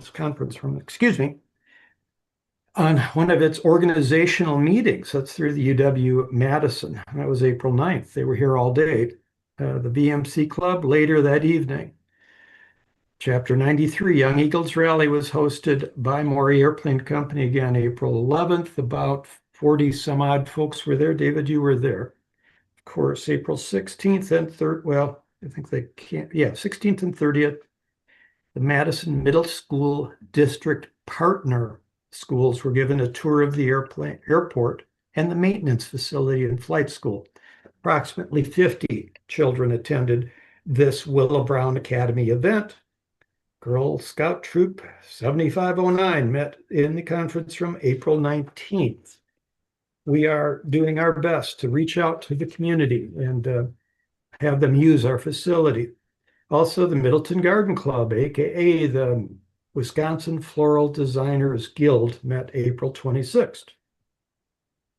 Okay, special event. Myself and Jack Young attended the Wisconsin Airport Seminars in Stevens Point, April 22 through 23. That was very useful. There are a lot of very good seminars that I attended. Anyone who wants more details can contact me directly. Future events to be held in the Maury Conference Room. FAA Safety Team Seminar was May 5th. There were about 20 people in attendance. It was well received. Willow Brown, they had a middle school event May 7th.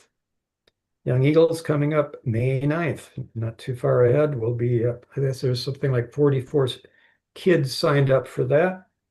VMC Club will be May 14th. Girl Scout Troop May 17th. Floral Design June 1st. And then the Chapter 93 social event, which will be held at a hangar in, I believe the plant says hangar, but I'm not sure. Speaker May 28th. Capital Flight August 8th. Car show. Keep that in your calendar. More details to follow. Jade, I'm assuming, has already gotten her Cirrus Jet type rating. Didn't know much. AOPA writer was at Capital Flight. Oh, article on Huskies and the side country flying, the small grass strips located around this area. Multiple successful check rides passed by their students. Check social media for Capital Flight's future barbecue dates. Also, Matt informed me that the Porsche Club Porsche Club is going to be meeting at Capital Flight with the barbecue. And as they have done in the past, we're going to make sure we can get them out on the ramp and get a photo of all their cars lined up at the airport. And that pretty much covers it all. Any questions? All right, thank you, Rich. Appreciate that comprehensive report. Yeah, Brian did share with the commission the noise complaint report summary as well. And I don't know what we can do or say. I know it's frustrating for this individual. And I see that you're doing your diligence in reviewing the reports and checking for overflights. And I think at times Brian is pushed into a corner having to respond. But if we're not violating the rules, we're not violating the rules. Commissioners have any other thoughts for Rich and input for Rich? Questions? Oh, and I'd certainly like to know, yeah, where that articulating arm is. Is that just a matter of the BOA, Brian? It hasn't approved it? It's in the BOA funding queue as the other projects are, so it's kind of out of our hands at this moment. Yeah. So are they just treating everything as one package deal, or is it just we sit and hope they get us the stuff we need? It's not treated as a package deal, but Okay. Rich? Yeah. And Cara? Well, I guess Cara was in front of me. So. Okay, I didn't see that. Sorry. Cara, your hand's back up, or?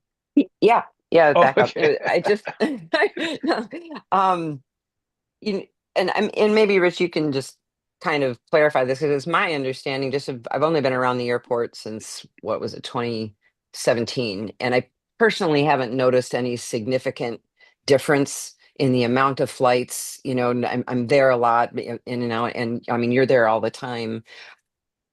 Obviously the pandemic, there was a significant drop, right? We had that, but since recovering from that, I mean, I personally haven't noticed. Is there something you can speak to that? Like that there hasn't been a significant event where all of a sudden there's been a large percentage of increase in flights? Well, since the pandemic ended, and we have had an increase in our flight training, and that has been steady over the last since 22. So the last 4 years essentially have pretty much been even all the way through, with maybe some incremental increases.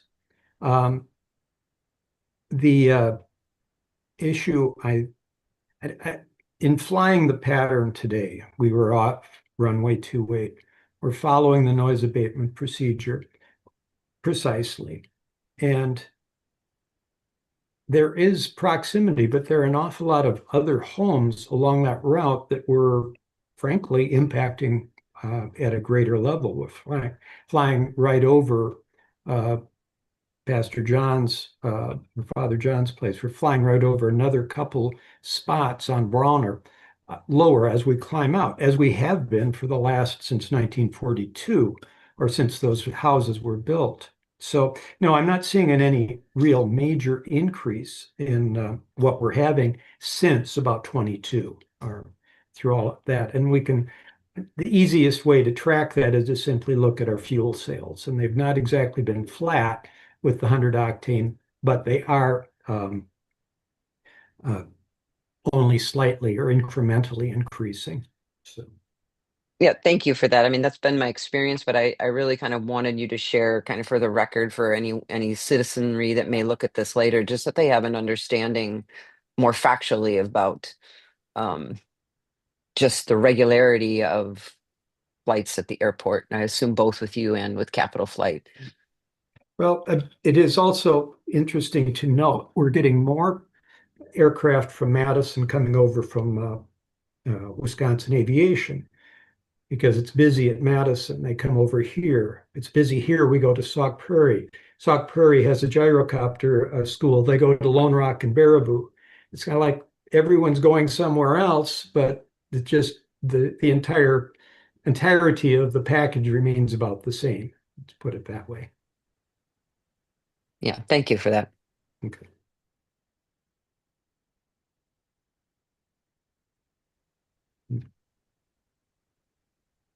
Rich, I don't know if it would help Brian, but any communications Rich can do on your behalf, Brian, with the BOA to see where we're at with articulated mower arms and other things well, that we need. If the reason I raised my hand is at the conference, we had one session essentially where the BOA apologized for the delay in projects because they spent the entire last year very, very understaffed, and they're hiring new people. They're getting them trained up. They're trying a different system instead of having one engineer assigned to an airport. And Evan Kruger is no longer working there. They've had a huge turnover. He was our engineer. They're using, depending on the project, they're assigning engineers based on their experience with various projects. So we may not have the same person always. We're going to have someone who is a paving specialist now for our next project. When we go to something else, we'd have something else going on. So that is probably why things are taking so long. All right. Well, thank you. Appreciate that. Okay. Well, if there are no other questions for Rich, we can move on. Looking around here, I don't see any raised hands. Oh, right. Reviewing potential action on a response to the RFP for the airport manager services. So, Brian, why don't you start this off with a summary and some guidance?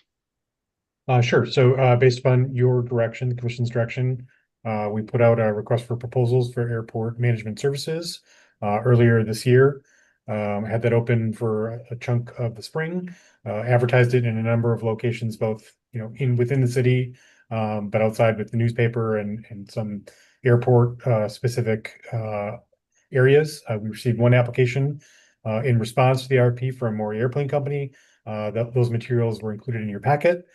So it's up for the commission tonight to decide whether or not to forward on this application with a recommendation for consideration to the Common Council. If that is the direction of the Airport Commission and the Common Council, then the city attorney and I would draft up a contract for services with Maury Airplane Company for that specified period. Okay. Well, I saw a lot of glowing letters of recommendation, and Rich, your credentials are, I think, check all the boxes and meet all the needs of this city to manage an airport, in my humble opinion.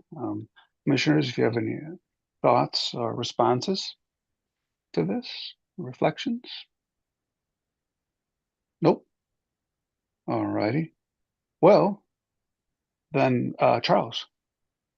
Sorry, I was a bit slow on the draw with It's all right. Yeah, I mean, typically the reason that you would send an RFP out a second time is if you didn't get any responses or got one response and that response was one from an applicant who you determined to be unqualified at the staff level. The staff have put this in front of us, so my assumption is that from staff perspective, Rich is qualified to be the airport manager. So I don't see any utility in sending it out a second time. All right. Well, would you like to make a motion based on this memo? Yes, I would move to recommend to Finance and Personnel Committee and to Common Council the accepting the Maury Airplane Company's proposal. And yeah, and just to be clear, it's really not Maury Airplane Company. It's Rich. It's just Rich Maury. Yeah, sorry, I was yeah. These I was reading off of the supporting document for that. Oh, And yeah, yeah. the supporting document is titled Maury Airplane Company RFP response. Yeah, So it's Rich responding. Yes, more airplane, but it's Rich as the person. yeah, Okay. yeah. All So right. Rich Maury. All right. Do I have a second on that? I'll second it. Okay, fantastic. We have a motion, we have a second. All those in favor of supporting that Rich Maury be recommended as the airport manager, please say aye. Aye. Aye. Any opposed? Very good. Thank you.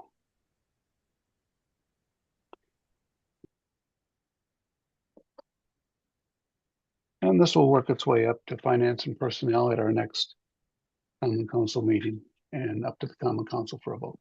Next available common council meeting, just we'll see how the agenda shake out in the next couple weeks. Oh, okay. Thank you, Brian. All right, our standing agenda item, our discussion on unleaded fuel and any updates that anybody may have or any thoughts. Rich, go ahead. Hey, we finally have the pump on the city truck registered. I have no idea why it took almost a month to get it done, but it did. We are selling 94 UL. Due to the oddities going on with our fuel prices, the 94 UL price is priced at the same price as the 100 octane, which is generally the UL is more expensive. Apparently, whatever reason, we're in a position to sell it at the same price. And so far, we haven't sold a heck of a lot of it, but the word will get out and we'll start selling quite a bit more. One of the main customers for the UL is in the process of having his engine replaced, so that'll be a couple of weeks before he starts purchasing again. And Rich, I take it that the price of the fuel, regardless of what's in the tank out there, you just have to adjust it on whatever schedule you're issued to the market. Yeah, David. Okay. In the past, when we've had this escalation, I held to a price, and then I realized I didn't have enough money to buy another load of fuel because I was selling Right. it less than I could purchase it. So yes, we adjust our fuel prices on a weekly basis. That's when our supplier puts out the next week, and they go up and they go down. Jet fuel, oddly enough, went down about 30 cents a gallon, whereas 100 octane went up about 30 cents a gallon. Go figure. But in any event, yes, we are doing that. We still have a steep discount for the Jet A users that are based on the field. Whether that matches up with other sources, we can't say, but we're doing our best. Gotcha. Tara. Yeah, Rich, I know you guys have mailing list, like hangar owners and things like that. I don't know if I missed it, but I think this is really great that 94 UL is at the moment at least the same price as 100 low lead. There are people who have habitually flown elsewhere to get it. It might be, I don't know, it might be kind of great to send something out and say, hey, grab it while you can, because we don't Yeah. really know what's happening. That is a great idea. We put it out we pretty much know who uses it, so we have reached out to them. But yes, I think a customer-wide email would be in order. Like a broadcast, because people know people and they can spread it to other airports who may be scooting around looking for it. Exactly. Thank you. Charles. Upon reflection, the question I was going to raise is better addressed as a future agenda item. Oh, okay. Oh, and the final bit is that as soon as we're going to be doing a little experiment, we're going to use the UL in all of our two-place trainers that are already have the supplemental type certificate. And I'm only waiting for, what I want to do is start using it about 10 hours before their next oil change, and then just run it exclusively to see how clean, relatively speaking, it is to the leaded fuel. If the manufacturer's data is accurate, we should be able to reduce our, we should actually be able to run oil 100 hours versus 50 hours, which will, and we won't have to clean the spark plugs every time we do an oil change, as we do on those low compression 152 engines. So if that happens, then even if it runs a little bit more, it's going to be cost effective for us. Oh, fantastic. Does anybody else have any other thoughts or inputs or questions for Rich about current UL application? I did see that on a large scale, the U.S. House has put together a bipartisan bill known as the United Act that requires the FAA to establish an education program on unleaded fuel. It didn't look like a very complicated piece of legislation, but it looks like they're encouraging the FAA to simply move forward with communication to pilots on what our future will hold in terms of use and application of unleaded fuels. Otherwise, I'm not aware of any other changes or things going on. If no one else has any questions on that, we can move on. Just checking for hands here. Okay. Brian, let's take a look at our finances.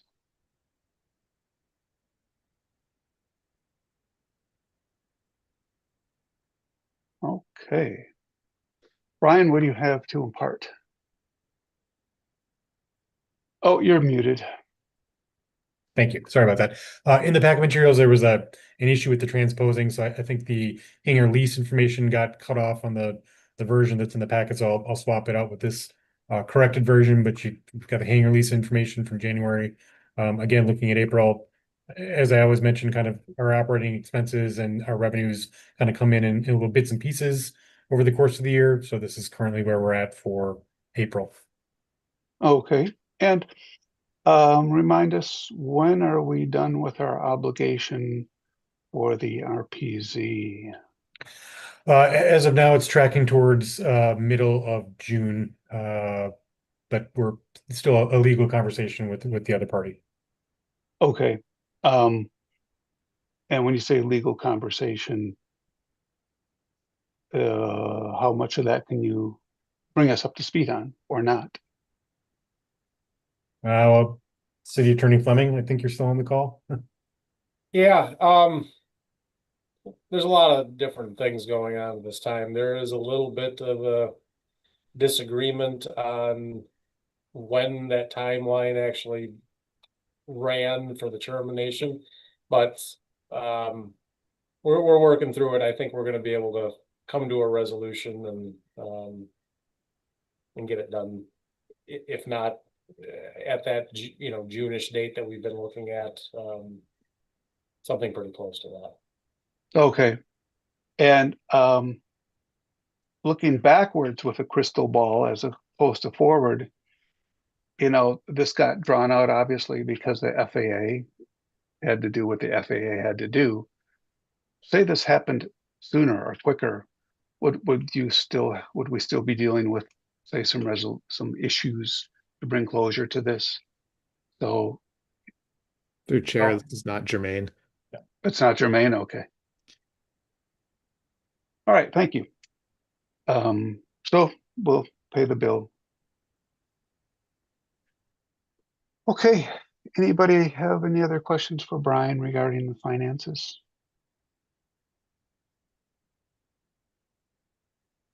All righty. Future agenda items. Charles, you had one to get. Discussion of strategies for mitigating the impact of oil price shocks. Since it's not well, Sure. Given recent events. All righty. Just a recap of future items. and commissioners, just please reach out to me or Brian to get these things moved up. And I do have Commissioner Randall's previous request for a discussion item on FAA and BOA available funding for existing terminal building. So that's on the list as well. Okay. And then we had how the airport commission can partner with Visit Middleton Tourism Department. We may have some future inroads on getting some conversations going there. And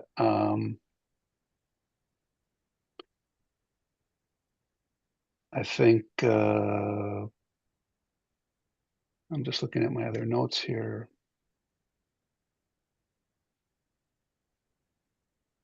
I think that was about it, unless I'm missing something for a future agenda to keep us on task with. Am I missing anything, commissioners, that you've brought up in the past that you want Brian to make note of, or we have everything covered? The other items are stuff that's BOA dependent. So as we get updates from the BOA, I'll provide either updates or agenda items for further discussion as needed. Yeah. And that's all I have on my list too. Cara, is your hand up? I didn't see if it went up or if I missed it. Yeah. Yeah, this was tied in with the whole BOA piece about the viewing area and moving and changes and things like that. I thought we were waiting for some answer about where we could put that and did it impact in the RPZ, but maybe I missed that discussion.